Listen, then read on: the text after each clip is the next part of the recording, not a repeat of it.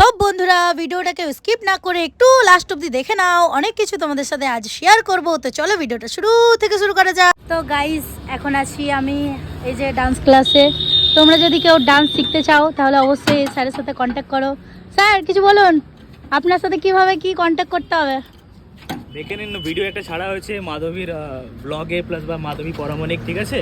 তো video check করো না, শুধু ডান্স না, আমাদের zumba, cardio, HIIT workout, yoga সব হয়, ঠিক আছে? যদি কেউ শিখতে চাও বা ওয়েট লুজ করতে চাও একটু এনজয়মেন্ট করে, তাহলে চলে আসতে পারো, একবার ক্লাস দেখে নিতে পারো। ওয়েট লুজ হবে এনজয়মেন্টের সঙ্গে, ডান্সের সঙ্গে ডান্সও শিখে যাবে, প্লাস যোগা যেগুলো করতে চাও। যারা মোটকি আছে তারা পাতলি হয়ে যাবে, ঠিক আছে? চলে আসে এখানে। এই যে ওইদিকে আছে মীরাবাই, ওইখানে আছে অরবিন্দ থানা, আর এই যে এখানেই আছে স্যারের ক্লাস।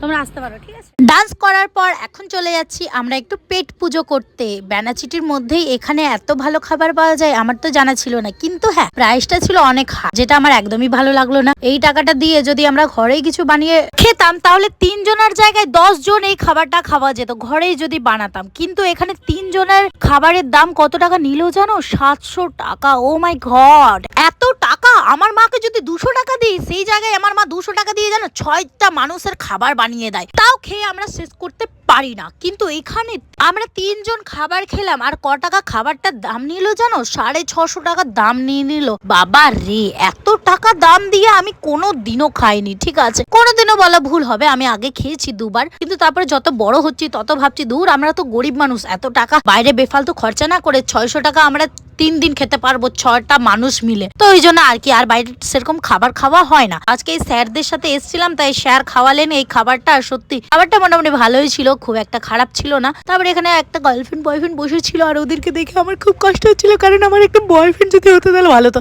ধুর, তোর আবার বয়ফ্রেন্ড চাই? তুই আগে নিজেকে ভালোবাস, ঠিক আছে? তারপরে তুই বয়ফ্রেন্ড চাইবি। হ্যাঁ রে, তুই ঠিকই বলছিস, আগে আমি নিজেকেই ভালোবাসি, তারপর বয়ফ্রেন্ড ফয়ফ্রেন্ড সেটা পরে দেখা যাবে। আমি এখন নিজেকেই ভালোবাসি না, ঠিক আছে? আমি এসছিলাম, ক্লাস করলাম, এবার যাচ্ছি বাড়ি। আজকে সকাল সকাল ক্লাস করলাম। এই যে দেখো লোকেশনটা দেখে নাও তোমরাই।